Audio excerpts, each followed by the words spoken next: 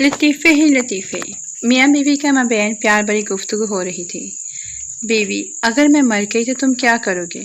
کیا تم دوبارہ شادی کر لو گے؟ شوہر: نہیں، میں تمہارے بعد شادی کا سوچ بھی کیسے سکتا ہوں۔ بیوی: کیوں نہیں؟ تمہیں زندگی کے اچھے لمحات، خوشی غمی میں کسی ساتھی کی ضرورت ہوگی، پلیز تم شادی کر لینا۔ شوہر: اپنے مرنے کے بعد بھی میری فکر کر رہی ہے۔ او سوہنا، یو آر سو سویٹ۔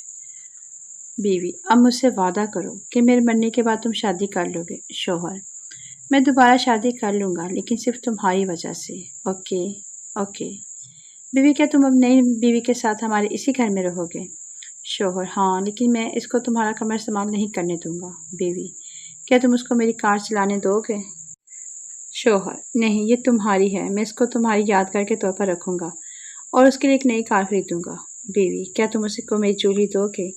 شوہر: نہیں، میں ایسا کیسے کر سکتا ہوں، ان کے ساتھ تمہاری یادیں جڑی ہیں اور مجھے یقین ہے کہ اس کے پاس اپنی پسند کی اپنی جویلری ہوگی۔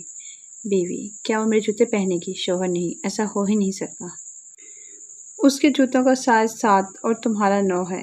بیوی: سائلنس۔ شوہر: اوہ شٹ۔ لطیفے ہی لطیفے، بچہ بہت ہوشیار طبیعت کا مالک تھا، سوال کر کر کے والدین کا ناک میں دم کیے رکھتا تھا۔ ایک دن شوہر گھر آیا تو غیر معمولی طور پر سنجیدہ تھا۔ کیا دفتر میں کسی سے جھگڑا ہوا ہے؟ بیوی نے سوال داغا۔ نہیں، جھگڑا تو تمہیں پتہ ہے کہ میں کسی سے نہیں کرتا۔ اصل میں ایک جگہ خالی ہوئی ہے جہاں میری ترقی کا چانس بنتا ہے۔ میں نے کل باس کی دعوت کی ہے، اگر خوش ہو گیا تو سمجھو کام بن جائے گا۔ بہت اچھی بات ہے، بیوی نے کہا، مگر اس میں پریشان ہونے والی کیا بات ہے؟ پریشانی یہ ہے کہ باس کی ناک کچھ زیادہ ہی لمبی ہے۔ اب اگر ہمارے افلاطون بیٹے نے اس کی ناک پر تبصرہ کر دیا تو سمجھو بیڑا غرق ہو جائے گا۔ کوئی نہیں، میں ہوں نا، سب سنبھال لوں گی۔ اگلے دن مہمان کے آنے سے کافی پہلے سے بیگم بچے کو سمجھاتی رہی کہ انکل سے ان کی ناک کے بارے میں بالکل کوئی سوال نہیں کرنا، پھر بھی بے اعتباری کے باعث وہ بچے کو پڑوسی کی کار بیٹ بال دے کر کرکٹ کھیلنے چھوڑ آئی۔ مہمان تشریف لائے، خاتون خانہ بھی چائے بنا کر لائی ہی تھی کہ پڑوس سے ٹھا کر کے گیند مہمان کے پاس آ گری۔ گیند کے پیچھے پیچھے منا بھی دوڑتا ہوا پہنچا۔ منّے کو دیکھ کر تو اس کی ماں کا رنگ فک ہو گیا۔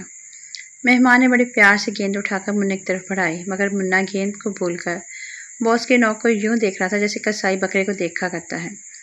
ابھی منّے نے تبصرہ شروع کرنے کا پوسٹ بنایا ہی تھا کہ منّے کی ماں نے مہمان کی توجہ ہٹانے کے لیے معمول سے اونچی آواز میں ہڑبڑاہٹ سے پوچھا، آپ کی ناک میں کتنے چمچے چینی ڈالوں؟ شوہر کے کرسی سمیت گرنے کی آواز کافی بلند تھی۔ No, no, no, no.